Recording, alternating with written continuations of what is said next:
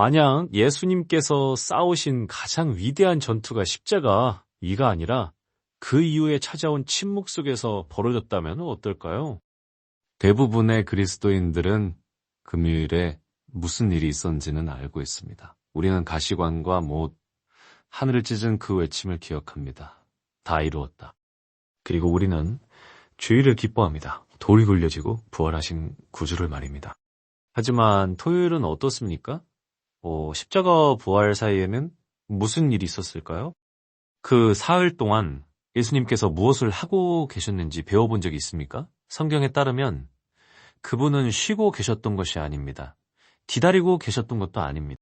그분은 내려가셨습니다. 이제 곧 대부분의 그리스도인들이 진지하게 연구해보지 않은 성경의 한 부분을 함께 살펴보려 합니다. 그리고 그것을 듣게 되면 여러분은 더 이상 부활을 이전과 같은 방식으로 보지 못하게 될 것입니다. 이것은 단순한 신학 이야기가 아닙니다. 이것은 전쟁에 관한 이야기입니다. 승리에 관한 이야기입니다. 아무도 보고 있지 않았을 때, 세상은 모든 것이 끝났다고 생각했을 때, 그리고 그 침묵이 어떤 설교보다도 크게 울렸을 때 예수님께서 이루신 일에 관한 이야기입니다. 금요일의 가시와 주일의 돌 사이에서 땅 아래의 영역들을 뒤흔드는 어떤 일이 일어났습니다. 시간이 숨을 죽인 채 지켜보는 가운데 우주적인 전투가 펼쳐졌습니다. 예수님은 단지 죽었다가 다시 살아나신 것이 아닙니다. 그분은 내려가셨습니다. 그리고 그분이 가신 그곳에서 아무도 영광 가운데 돌아온 적이 없었습니다. 지금까지는 말입니다. 누가복음 23장 46절은 예수님께서 자신의 영을 내어주셨다고 말합니다. 그렇다면 그 영은 어디로 갔을까요? 그리고 왜 베드로는 그분이 옥에 있는 영들에게 선포하셨다고 말합니까?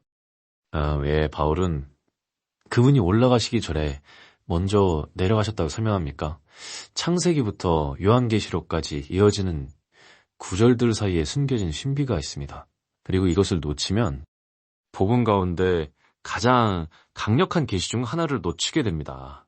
왜냐하면 십자가와 부활 사이에 일어난 일은 멈춤이 아니었기 때문입니다. 그것은 선포였습니다. 그리고 이 영상의 후반부에서 우리는 예수님께서 그 사흘 동안 실제로 무엇을 하셨는지, 그리고 그것이 대부분의 신자들이 생각하는 것보다 왜 훨씬 더 중요한지를 밝혀볼 것입니다. 그분이 들어가신 영역, 그분이 만난 영혼들, 그분이 선언하신 승리, 그리고 그분이 되찾아오신 열쇠들을 살펴볼 것입니다. 그러니 계속 함께 해주십시오. 토요일의 침묵은 비어있지 않습니다. 그것은 거룩한 땅입니다. 그리고 잠시 후 왜 그것이 성경 전체에서 가장 간과된 전장일지도 모르는 줄을 여러분은 알게 될 것입니다.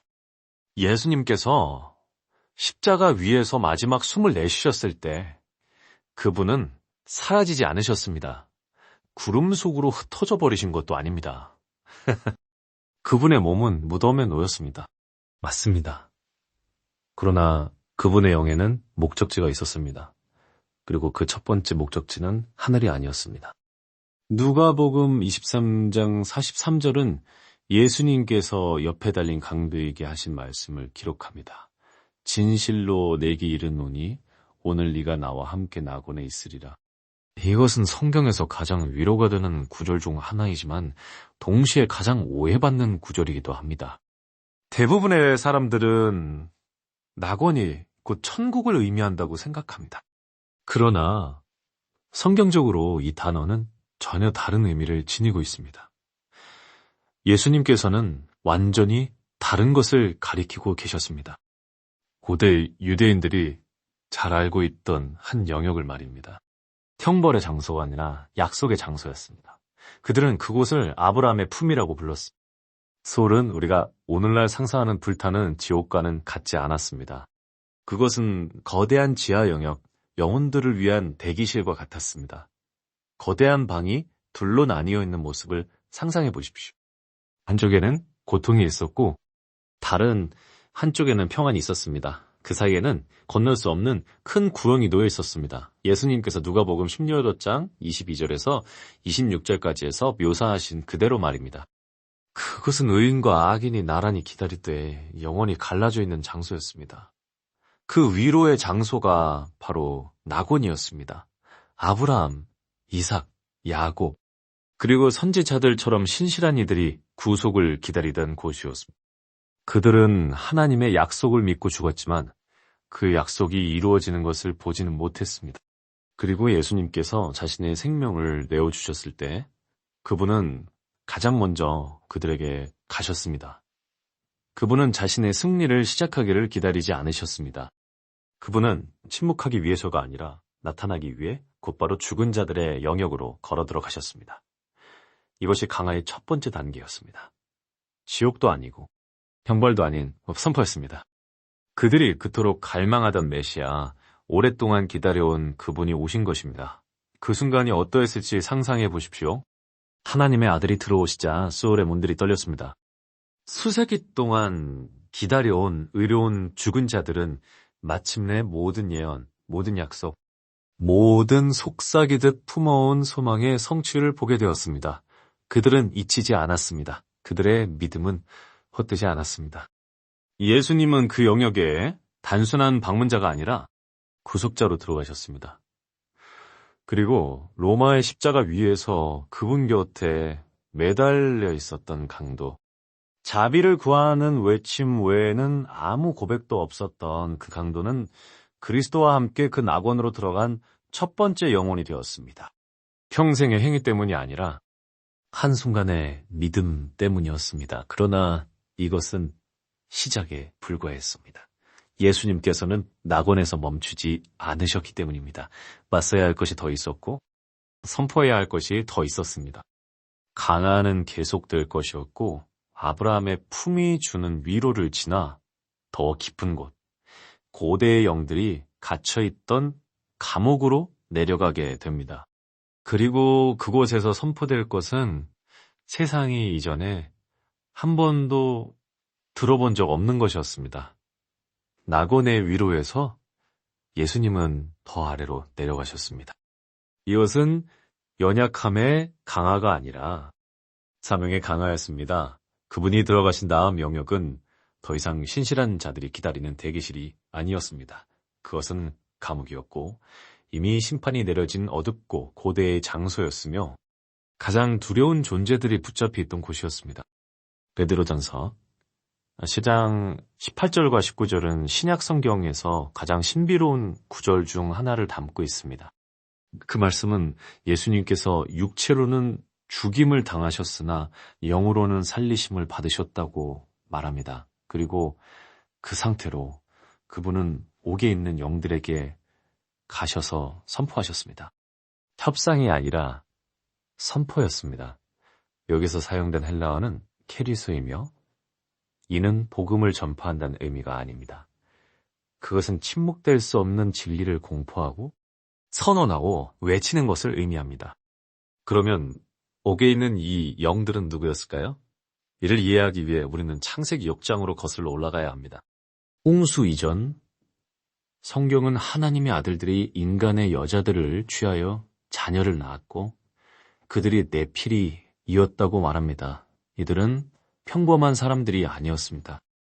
그들은 거인들이었고 창조의 타락이었으며 하나님께서 정하신 경계를 거스른 혼혈 존재들이었습니다. 이 반역은 너무도 깊고 하늘의 질서를 침해한 것이었기에 하나님은 홍수로만 응답하지 않으셨습니다. 베드로후서 2장 4절과 유다서 6절은 하나님께서 그들을 타르타로스에 던지셨다고 말합니다. 그것은 단순한 지옥이 아니라 지하세계의 최고 보안구역, 너무 깊고 너무 어두워 다른 영들조차 두려워하는 장소였습니다. 그것은 인간을 위한 형벌이 아니라 우주적 반역자들을 위한 감옥이었으며 심판의 날까지 사슬에 묶여 있었습니다. 그곳이 바로 예수님께서 가신 곳이었습니다. 그분은 간청하기 위해 내려가신 것이 아니었습니다. 선포하기 위해 인류를 타락시키고 구속을 무너뜨려 했던 고대의 반역자들과 맞서기 위해 그리고 그들의 계획이 실패했음을 선언하기 위해 내려가셨습니다. 여러분은 예수님께서 옥에 있는 영들에게 무엇을 선포하셨다고 생각하십니까? 타르타로스의 벽을 꿰뚫는 천둥 같은 선포였을까요? 그들의 승리라는 환상을 산산이 부수는 단 하나의 말이었을까요? 어쩌면 그것은 단순히 이것이었을지도 모릅니다. 다 이루었다. 십자가 위에서 울려 퍼졌던 바로 그 말씀이 시면의 동굴들 속으로 메아리 쳤습니다. 그리고 하나님의 형상을 타락시키려 했고 그분의 권위에 도전했으며 땅을 더럽혔던 자들에게 그 선포는 기쁜 소식이 아니었습니다. 그것은 사형 선고였습니다. 그분은 죄수로 내려가신 것이 아니었습니다. 재판관으로 들어가셨습니다. 그 뒤져 찾아온 침묵을 상상해 보십시오. 어둠의 권세자들, 최종적인 멸망을 기다리며 결박되어 있던 자들은 이제 결코 마주하리라 예상하지 못했던 분과 대면하게 되었습니다. 죽은 자가 아니라 살아계신 분으로, 패배한 자가 아니라 승리자로 말. 이것은 타락한 천사들에게만 전해진 메시지가 아니었습니다. 그것은 온 창조를 향한 선언이었습니다. 하늘 위와 땅 위와 땅 아래의 모든 영역은 이제 어린 양이 승리하셨음을 알게 되었습니다. 그러나 예수님의 사명은 아직 끝나지 않았습니다. 마지막 한 것이 남아 있었기 때문입니다. 그분은 단지 승리를 선언하러 오신 것이 아니라 행렬을 이끌기 위해 오셨습니다. 우주의 기초를 뒤흔들 거대한 승리의 행진을 말입니다. 그리고 그분이 다음으로 하신 일은 예언을 성취하고 모든 어둠의 권세를 무너뜨리며 포로됨의 의미를 영원히 바꾸어 놓을 것이었습니다. 예수님께서 깊은 곳에서 승리를 선포하신 후 그분은 단순히 되돌아가신 것이 아니었습니다. 침묵 속에 떠나신 것도 아니었습니다.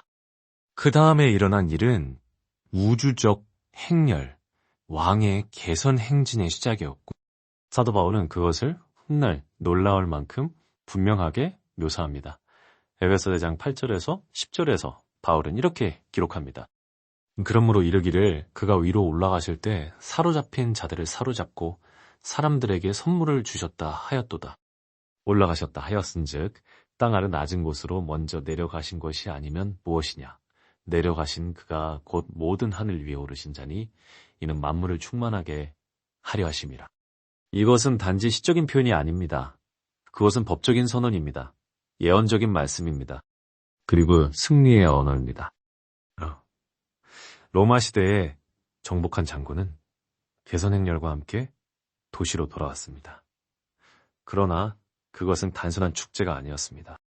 그것은 장관이었습니다. 승리한 지도자 뒤로 포로들의 행렬이 이어졌고 왕들과 반역자들, 패배한 적들이 모든 이가 볼 수 있도록 거리를 지나갔습니다. 승자는 영광을 받았고 패배자들은 수치를 당했습니다. 이것이 예수님께서 영적 영역에서 하신 일이었습니다. 골로새서 9장 15절은 이렇게 말합니다. 통치자들과 권세들을 무장 해제시키시고 그들을 공개적으로 구경거리 삼아 그들 위에 승리하셨느니라. 지옥은 후투의 속삭임을 본 것이 아니었습니다. 행렬을 본 것입니다. 예수님은 무덤을 조용히 떠나지 않으셨습니다. 그분은 죽음의 열쇠를 손에 쥐고 행진하듯 나오셨습니다. 사로잡힌 자들을 사로잡았다는 표현은 낙원에서 기다리고 있던 의로운 자들, 붙잡혀 있던 이들을 이끌어 자유로 나오셨다는 뜻입니다. 동시에 그것은 사로잡힘 자체, 곧 죽음과 두려움과 심판을 붙잡아 그것들을 그분의 포로로 삼으셨다는 의미이기도 합니다.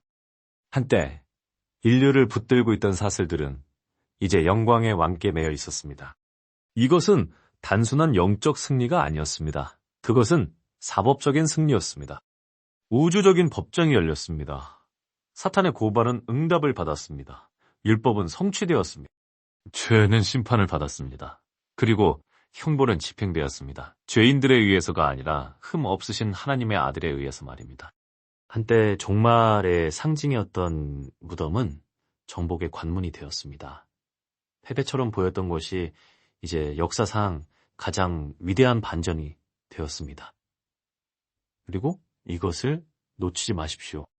그분이 사람들에게 주신 선물들, 우리가 지금 행하고 있는 영적 은사들, 우리가 이제 지니고 있는 권위, 우리가 지금 살아가는 자유는 모두 이 순간에서, 이 승리에서, 이 강화와 부활에서 흘러나옵니다. 그러나 이야기는 아직 끝나지 않았습니다. 모든 것의 타이밍, 그 사흘은 우연이 아니었기 때문입니다. 그것은 예수님께서 이 땅을 걸으시기 훨씬 이전부터 성경의 구조 속에 기록되어 있었습니다. 그리고 더 깊이 들여다보면 그 침묵조차도 하나의 패턴을 가지고 있었음을 보게 될 것입니다. 그것은 예언되어 있었습니다. 왜 사흘입니까? 왜 하루가 아니었을까요? 우리 영광 가운데 일어나시기 전에 단 하룻밤만 무덤에 계시지 않았을까요? 하나님의 계획 안에는 우연한 것이 없기 때문입니다. 예수님의 부활의 타이밍은 지연된 것이 아니었습니다. 의도된 것이었습니다. 도라르에서 보낸 모든 시간은 십자가가 세워지기 훨씬 이전부터 구속의 각본 속에 기록되어 있었습니다. 예수님 자신께서 그 패턴을 가리키셨습니다. 마태복음 10장 40절에서 그분은 이렇게 말씀하십니다. 요나가 큰 물고기 뱃속에서 사흘 밤낮 있었던 것 같이 인자도 땅 속에서 사흘 밤낮 있으리라. 그것은 비유가 아니었습니다. 그것은 신적인 시간표였습니다. 평범한 눈앞에 숨겨진 예언이었습니다. 마지못해 순종했던 선지자 요나는 죽음에 삼켜졌지만 소멸되지는 않았습니다. 그리고 그가 다시 나왔을 때 그것은 단순한 생존이 아니었습니다. 한 도시 전체를 위한 구원이었습니다. 그 패턴은 단지 시적인 것이 아니었습니다. 그것은 예언적이었습니다. 그러나 더 있습니다. 오세아 6장 2절은 이렇게 선포합니다. 여드레 후에 우리를 살리시며 셋째 날에 우리를 일으키시리니 우리가 그 앞에서 살리라. 이 말씀은 예수님께서 이 땅을 걸으시기 수세기 전에 선포되었지만 시간을 가로질러 올려 퍼지며 한 사람만이 아니라 그분을 믿는 모든 이들을 회복시키는 부활을 가리키고 있었습니다. 그리고 더 거슬러 올라가 창세기 22장 4절을 보십시오. 약속의 아들 이삭과 함께 걷던 아브라함은 셋째 날에 제사의 장소에 이르렀습니다. 사흘 동안 이삭은 아버지의 마음속에서 이미 죽은 자와 같았습니다. 그러나 셋째 날 하나님은 대속물을 예비하셨습니다. 범불에 걸린 순양이 나타났고 아들은 살아났습니다. 셋째 날은 우연이 아닙니다. 그것은 죽음이 확정되는 순간이며 동시에 소망이 폭발하는 시점입니다.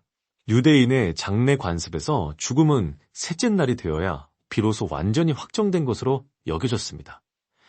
그때쯤이면 부패가 시작되기 때문입니다. 영혼은 떠났고 더 이상 소망은 남아있지 않았습니다.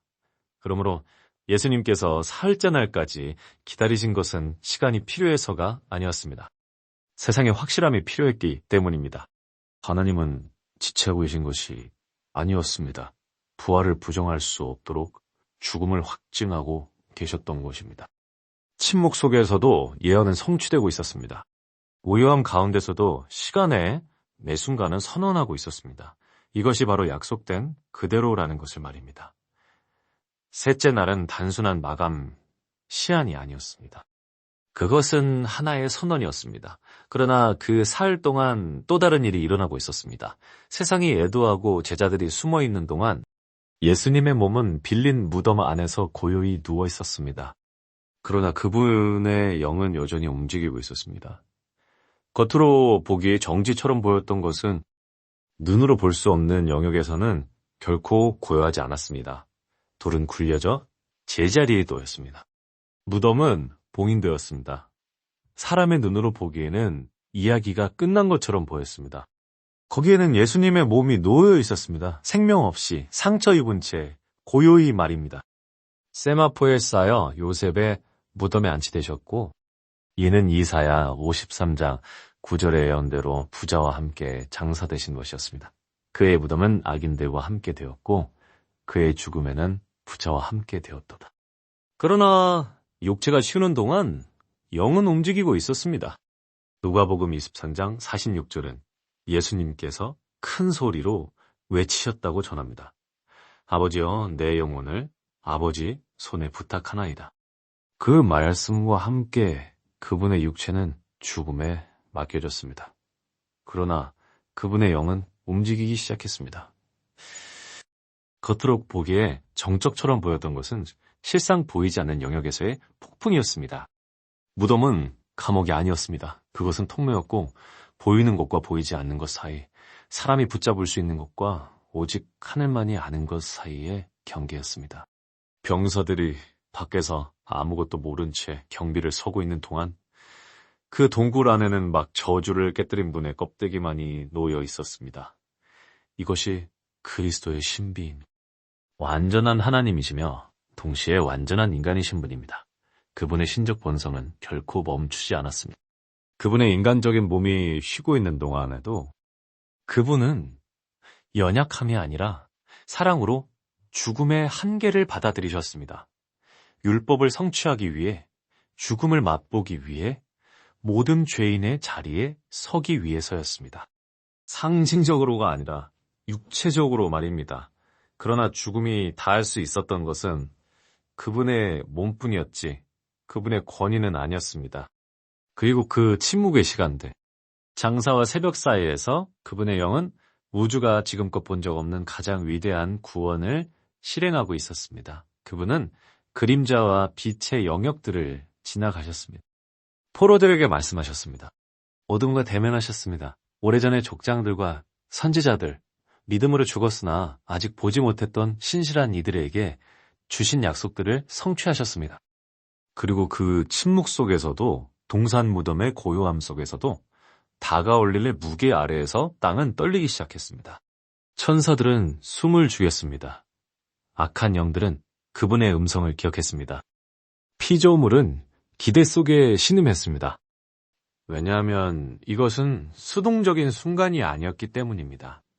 그것은 고요함으로 감싸진 능력이었고 세마포 아래에 숨겨진 천둥이었으며 노래 가려진 영광이었습니다. 우리는 종종 십자가를 말하고 빈 무덤을 기뻐하지만 그 사이에서 하늘이 목적을 가지고 움직이고 있었다는 사실을 잊곤 합니다. 죽임을 당하신 어린 양은 이미 눈으로 보지 못했고 귀로 듣지 못했던 일을 이루고 계셨습니다. 그리고 초대 교회는 이것을 알고 있었습니다. 그들은 강화를 건너뛰지 않았습니다. 그것을 선포했습니다. 왜냐하면 그들은 너무 많은 사람들이 잊어버린 것을 알고 있었기 때문입니다. 초대 교회에게 그리스도의 강화는 추측이 아니었습니다. 그것은 거룩한 진리였습니다. 현대의 설교들의 토요일을 단순한 침묵으로 정화하기 훨씬 이전부터 첫 세대의 신자들은 죽음과 부활 사이에 예수님께서 신적 목적을 가지고 깊은 곳으로 내려가셨다는 더 깊은 이해를 굳게 붙들고 있었습니다. 그것은 사도신경에서 분명히 드러납니다. 사도신경은 가장 오래되고 보편적으로 받아들여지는 기독교 신앙의 선언 중 하나입니다. 예수님께서 십자가에 못 박혀 죽으시고 장사되셨음을 고백한 직후 그것은 담대하게 선언합니다. 그가 음부에 내려가셨다. 신화로서가 아니라 비유로서가 아니라 진리로서 말입니다. 이레니우스, 아타나시우스, 아우구스티누스와 같은 교부들은 이 믿음을 되풀이하여 증언했습니다. 그들에게 강화는 신학적 학주가 아니었습니다. 그것은 초석이었고 우주적 사건이었으며 그리스도의 권위가 하늘과 땅뿐만 아니라 죽은 자들의 영역에까지 미친다는 사실을 확증하는 것이었습니다. 그들은 토요일을 멈춤으로 보지 않았습니다. 그것을 선포로 보았습니다. 초대교회에게 이것은 한가한 시간이 아니었습니다. 그것은 성취된 예언, 완결된 정의, 드러난 영광에 관한 것이었습니다. 강하는 예수님께서 우리를 사로잡고 있던 모든 것, 곧 죄와 죽음, 심지어 무덤의 침묵까지도 참으로 정복하셨음을 의미했습니다. 그렇다면 왜 이 진리는 오늘날 그렇게 많은 강단에서 사라졌을까요? 왜 현대 교회들은 그리스도의 죽은 자들의 영역으로의 강화에 대해 거의 말하지 않을까요? 불편함 때문일까요? 복잡함 때문일까요? 아니면 승리가 항상 나팔 소리와 함께 오지 않는다는 사실을 우리가 그저 잊어버린 것일까요? 때로 승리는 어둠 속에 속삭여지고 영혼 속으로 포효합니다. 초대의 신자들은 빈 무덤을 보아야만 전투가 이미 끝났다고 믿지 않았습니다. 그들은 예수님께서 다 이루었다 라고 말씀하셨을 때 그것이 지켜보는 것을 멈추라는 신호가 아님을 이해했습니다. 그것은 더 깊이 보라는 신호였습니다. 그들은 성경을 신뢰했기 때문에 강하를 신뢰했습니다. 베드로의 서신 속에서, 바울의 가르침 속에서, 복음서의 섬세한 세부들 속에 그것이 엮여 있음을 보았습니다. 그들은 무덤이 이야기의 끝이 아니라는 것을 알고 있었습니다. 그것은 신적 침공의 현장이었습니다. 그리고 어쩌면은 이것이 우리가 다시 회복해야 할 진리일지도 모릅니다. 단지 죽고 부활하신 그리스도가 아니라 우리가 두려워하는 모든 곳으로 들어가 그것을 목적로 채우신 그리스도 말입니다. 왜냐하면 예수님의 강하는 과거의 사건만이 아니라 현재의 소망이기 때문입니다. 그리고 많은 경우 바로 그곳이 우리가 살아가고 있는 자리입니다. 우리는 십자가를 이해하기 때문에 금요일을 사랑합니다. 우리는 빈 무덤을 보았기 때문에 주일을 기뻐합니다. 그러나 삶의 대부분은 토요일에서 사라집니다. 그것은 하나님께서 약속하신 것과 아직 보지 못한 것 사이의 공간이며 슬픔과 영광 사이, 항복과 돌파 사이의 자리입니다. 하늘이 침묵하는 것처럼 느껴지고 아무것도 움직이지 않는 것처럼 보일 때 기다림의 아픔이 바로 그곳에 있습니다. 여러분도 그런 곳에 있어 본 적이 있습니까? 기도는 응답되지 않는 것 같고 고통은 치유되지 않으며 미래는 돌로 감싸진 것처럼 느껴지는 자리 말입니다. 그것이 우리가 모두 살아가는 토요일입니다. 그리고 모든 것을 바꾸는 진실이 여기에 있습니다. 예수님께서 이미 그곳에 계셨습니다. 부부는 우리가 결코 혼자 그 침묵을 마주하지 않도록 그 침묵 안으로 들어가셨습니다. 소망이 묻힌 것처럼 보이는 바로 그 자리에서 이미 부활이 역사하고 있음을 알게 하시기 위해 그 공백 속으로 걸어 들어가셨습니다. 거룩한 토요일은 건너뛰는 날이 아닙니다. 그곳은 믿음이 자라는 땅입니다. 마리아가 기다렸던 자리이고 제자들이 눈물 흘리던 자리이며 질문이 대답보다 더 많았던 자리입니다. 그러나 동시에 가장 위대한 일이 이루어지고 있던 날이기도 했습니다. 드러난 곳이 아니라 보이지 않는 곳에서, 무대 위가 아니라 성령 안에서 말입니다. 그분의 몸이 쉬고 있는 동안에도 그분의 사명은 전진하고 있었습니다. 돌이 무겁게 놓여있는 동안에도 하늘의 계획은 계속 나아가고 있었습니다. 그리고 이것은 우리에게도 마찬가지. 그래, 왜냐하면 여러분 중 어떤 이들은 지금 바로 토요일을 지나가고 있기 때문입니다. 상실처럼 느껴지는 정적의 계절, 버려진 것처럼 들리는 침묵의 시간 말입니다. 그러나 그렇지 않습니다. 그것은 준비입니다. 하나님은 여러분을 잊지 않으셨습니다. 그분은 단지 여러분의 기도에 응답하는 것을 넘어 여러분의 영혼을 변화시키는 더 깊은 일을 이루고 계십니다. 초대 교회는 이것을 지옥의 약탈이라 불렀습니다. 지옥이 그분을 이겼기 때문이 아니라 그분이 지옥을 급습하셨기 때문입니다. 그러므로 우리가 어두운 계절로 들어갈 때마다 우리는 이미 그곳을 지나 정복하신 분의 발자취를 따라 걷고 있는 것입니다. 그러니 침묵을 부재로 오해하지 마십시오. 그리고 무덤이 이야기의 끝이라고 단정하지 마십시오. 예수님은 토요일을 변화시키었습니다. 기다림을 전쟁으로, 침묵을 신호로, 무덤을 문으로 바꾸셨습니다. 그러니 만일 여러분이 금요일에 가시와 주일의 돌 사이에 서 있다면 낙심하지 마십시오. 다음 이야기는 소음으로 시작되지 않기 때문입니다. 빛으로 시작됩니다. 그것은 발 아래에서 땅이 흔들리기 시작하는 것으로 시작됩니다. 불가능해 보이던 것들이 무너지는 것으로 시작됩니다. 여러분의 노력으로가 아니라 고요함 속에서도 모든 권세를 가지신 분에 의해 말입니다. 돌은 움직일 것입니다. 그리고 그때 무덤에서 걸어 나오는 것은 예수님 한 분만이 아닐 것입니다. 여러분도 함께 나올 것입니다. 십자가와 부활 사이에 일어난 일은 침묵이 아니었습니다. 그것은 침공이었습니다. 예수님은 희생자가 아니라 승리자로서 죽음의 한가운데로 내려가셨습니다.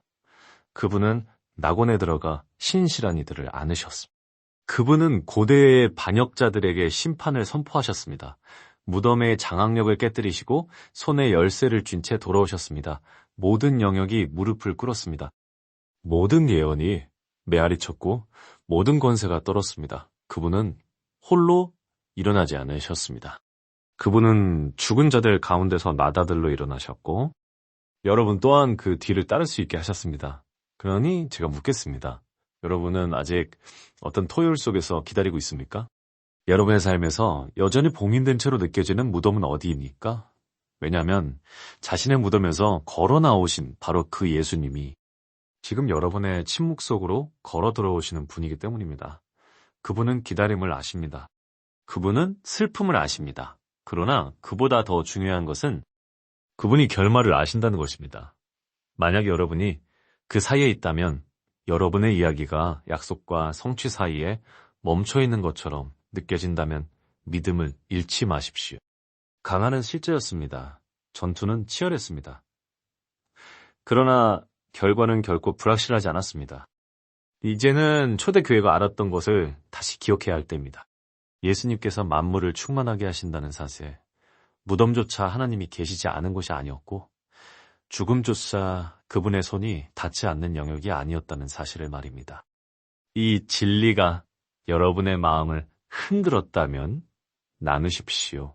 이 신비들을 말하는 성경 말씀들을 두려움이 아니라 경외함으로 다시 살펴보십시오. 그리고 이것이 여러분의 어둠의 빛이 되었다면 구독하십시오. 다음에 이어질 내용은 여러분의 믿음을 더욱 깊게 세워줄 것입니다. 왜냐하면 무덤은 예수님을 내보내기 위해서만 열린 것이 아니라 우리가 그분을 따라 나오도록 열렸기 때문입니다.